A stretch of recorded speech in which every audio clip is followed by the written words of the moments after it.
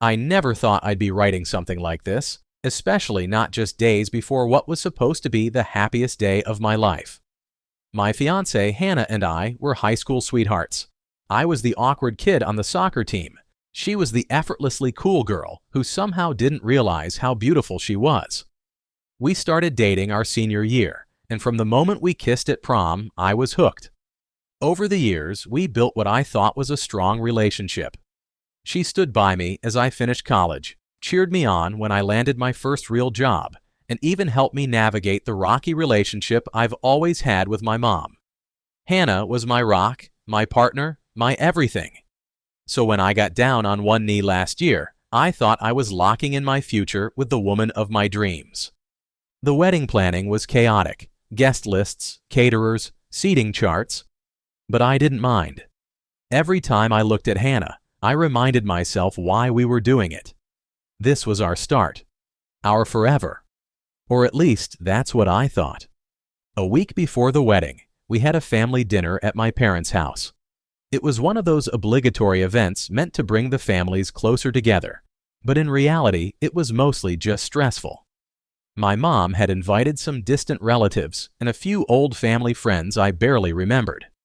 One of them was a guy named Jerry, a business acquaintance of my uncle's who I'd met maybe once or twice when I was a kid. Everything was going smoothly until dessert. I was chatting with Jerry when he leaned in close, lowering his voice. "Your fiancée," he said, nodding toward Hannah, who was across the room talking to my mom. "She looks familiar. I could swear I know her from somewhere." I laughed it off, thinking he must have seen her in town or on social media. "Yeah, she's lived here her whole life. Maybe you've crossed paths." But Jerry didn't drop it. No, he said, shaking his head. "It's not that, it's something else. She ever live in Chicago?" I froze. Hannah had spent a year in Chicago after college, but I didn't think much of it. "Yeah," I said slowly. "Why?" Jerry's face shifted, a mix of curiosity and discomfort. "I'm probably wrong," he said quickly, but his hesitation planted a seed of doubt in my mind. The rest of the night felt off. I kept catching Jerry glancing at Hannah, like he was trying to place her face. And then, as people were leaving, Jerry pulled me aside. "Listen," he said, looking uneasy. "I don't know how to say this, but I think I might have met Hannah during her time in Chicago. Professionally." I blinked, confused. "Professionally?" He cleared his throat, avoiding my eyes. "Let's just say, not in a corporate setting." The words hit me like a slap, but before I could press him for more details, my mom called me over to help with the dishes. Jerry left soon after, but his words stuck with me. What did he mean?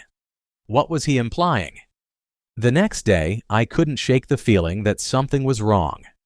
I tried to convince myself that Jerry was mistaken, that he had confused Hannah with someone else. But then I got a text from my best friend, Ryan. It was short and to the point. "Dude, we need to talk about Hannah." I called him immediately. "What's going on?" Ryan hesitated. I didn't want to say anything, but after last night, "I think you should know. Some of the guys in our group used to talk about this girl in Chicago. They didn't name names, but man, the stories matched up. And I saw Jerry talking to you, so I put two and two together." My stomach churned. "What are you saying, Ryan?" "I'm saying you need to ask her, man. Straight up." After Ryan's call, I felt like the ground had been ripped out from under me. My head was spinning, and no matter how much I tried to rationalize it, I couldn't shake the growing pit in my stomach. I couldn't believe what Ryan was suggesting, what Jerry had implied, but I couldn't ignore it either. That night, Hannah and I were supposed to finalize the seating chart for the wedding. She was sitting on the couch, her laptop open, cheerfully debating whether to seat my cousin Amy next to my old college roommate when I finally blurted it out. "Hannah," I said, my voice shaking, "is there something you're not telling me about your time in Chicago?" She froze, her hand hovering over the trackpad. "What do you mean?" she asked, her tone too casual. I mean, I swallowed hard. Did you work in a way you haven't told me about? Like, meet people in ways that weren't exactly normal? Her face paled, and I could see her mask of composure slipping. Mark, where is this coming from? She asked, her voice shaky. Why are you asking me this? Jerry recognized you, I said, watching her carefully. He said he met you professionally. And then Ryan told me some things. Things I really didn't want to believe. Her eyes widened, and for a moment I thought she was going to deny it. But then she looked away, biting her lip, and I knew. I knew before she even said the words. I didn't think it would ever come up, she whispered, her voice barely audible. It was a long time ago, Mark. I was young and I needed the money. For a moment I couldn't speak. The air felt thick and my chest felt like it was being crushed. You needed the money, I repeated, the words tasting bitter on my tongue. So you? She nodded, tears streaming down her face. It wasn't what you think. It wasn't like that. It was mostly just going out with people, keeping them company. Sometimes it was dinners, sometimes parties. I didn't even tell my closest friends because I knew how it would sound. How many people, Hannah? I asked, my voice rising. Was it just Jerry? Because he seems to think otherwise. She flinched and her silence spoke volumes. Hannah, I pressed. Tell me the truth. There were a few, she admitted, her voice trembling. But it was a phase, Mark. It was before I met you, and I swear it's not who I am anymore. I've built a life with you. I love you. Her words hit me like a tidal wave. I wanted to believe her, to tell myself that the person she was back then wasn't the person I knew now. But all I could think about was how I'd been planning a future with someone who'd kept this massive part of her life hidden from me. I didn't tell you because I knew you wouldn't understand, Hannah said, her voice desperate. You see me as this perfect girl next door, but my life wasn't always easy, Mark. My dad got sick. My family needed help. I didn't have a lot of options. I wanted to feel sympathy, I really did. But all I could think about was how this wasn't just a mistake or a bad decision.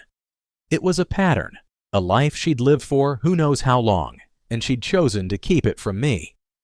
You should have told me, I said, my voice breaking. Before we got engaged, before we started planning this wedding, you owed me the truth. I was afraid I'd lose you, she said, tears streaming down her face. I didn't want my past to ruin our future. Well, congratulations, I snapped, standing up. It just did. I left the house that night, driving aimlessly through the city, trying to process everything. Part of me wanted to forgive her, to believe that her past didn't define who she was now. But another part of me couldn't shake the betrayal, the lies, the omissions, the fact that I'd found out from a stranger instead of from her. My phone buzzed with texts from Hannah, each one more desperate than the last. Please come home. I love you, Mark. We can work through this. Don't throw everything away because of something that doesn't matter anymore. But it did matter. It mattered because she'd built our relationship on a foundation of secrets. It mattered because every time I looked at her, I'd wonder if I really knew the person I was about to marry. That night, I sat in my car in an empty parking lot, staring at the dashboard as the weight of everything pressed down on me. My mind was a tornado of thoughts: anger, sadness, confusion, and disbelief. I replayed Hannah's words over and over, trying to make sense of it all. She said she loved me, that her past didn't define her. But how could I separate who she was from who she is now when she'd kept it all hidden? Every memory we'd built together felt tainted. The nights we stayed up dreaming about our future, the way she smiled at me when I proposed, the plans we'd made for our wedding day. They all seemed like lies now. I felt like a fool, like I'd been living in a fantasy while the truth was staring me in the face all along. Over the next few days, I avoided Hannah. I stayed with a friend, someone I trusted enough to confide in without judgment. He listened as I poured out everything: Jerry's comment, Ryan's warning, Hannah's confession. By the time I was done, I felt raw, like I'd been scraped clean of every emotion I'd been holding in. "She lied to you, man," my friend said, shaking his head. "I get that people have pasts, but she should have told you. You deserve better." I wanted to believe him. I wanted to be angry and walk away without a second thought. But then I'd think about Hannah's tears, the way she'd begged me to understand, and I'd feel the pull to go back. I loved her, despite everything. But was love enough to overcome this? A week later, I got a text from one of my groomsmen. It was a screenshot from Instagram, Hannah, smiling in a photo with a group of women at a bachelorette party for a friend I didn't recognize. She looked happy, radiant even. The caption read, "Starting fresh and celebrating with the best people. New city, new beginnings." I felt a pang in my chest. She'd left. She hadn't even told me where she was going, but now she was out there, starting a new chapter without me. Part of me was relieved. Maybe this was the clean break we both needed. But another part of me, the part that still couldn't let go, wanted to follow her, to fight for her, to prove that we could still have the future we'd dreamed of. That's when I made the decision to leave too. Not to chase Hannah, but to find myself again. I'd heard about the Camino de Santiago, a pilgrimage across Europe that people took to clear their minds and find peace. It sounded ridiculous at first, me walking across Spain with a backpack and nothing else. But the more I thought about it, the more it felt right. I needed distance, clarity, and a way to heal. I booked my flight the next day and didn't tell anyone except my friend. I needed to do this alone. The pilgrimage was grueling, both physically and emotionally. Each step felt like I was shedding the weight of everything I'd been carrying. Hannah's lies, my anger, my doubts. The long stretches of walking gave me time to reflect, to untangle the knot of emotions I'd been holding onto.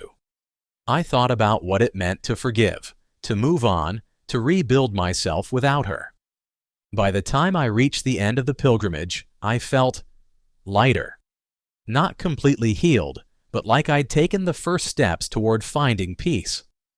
I realized that Hannah's past didn't define her, but it didn't erase the pain she'd caused me either. She made choices and I made mine. And while I still loved her, I couldn't keep sacrificing my own happiness to hold on to something that wasn't whole. Now I'm back home, trying to rebuild my life. I haven't spoken to Hannah since I left for Europe, and I don't know if I ever will. Part of me hopes she finds the happiness she's looking for, even if it's not with me. As for me, I'm learning to let go of her, of the pain, of the version of our life I thought we had. If there's one thing I've learned, it's that honesty is the foundation of any relationship. Everyone has a past, and that's okay. But keeping secrets, no matter how well-intentioned, will always come back to haunt you. If you're in a relationship, be honest with your partner and with yourself. And if someone betrays your trust, take the time to figure out what you need to heal, even if it means walking away. What would you do if you were in my shoes? Would you have stayed and tried to work it out, or was walking away the right choice? I'd love to hear your thoughts.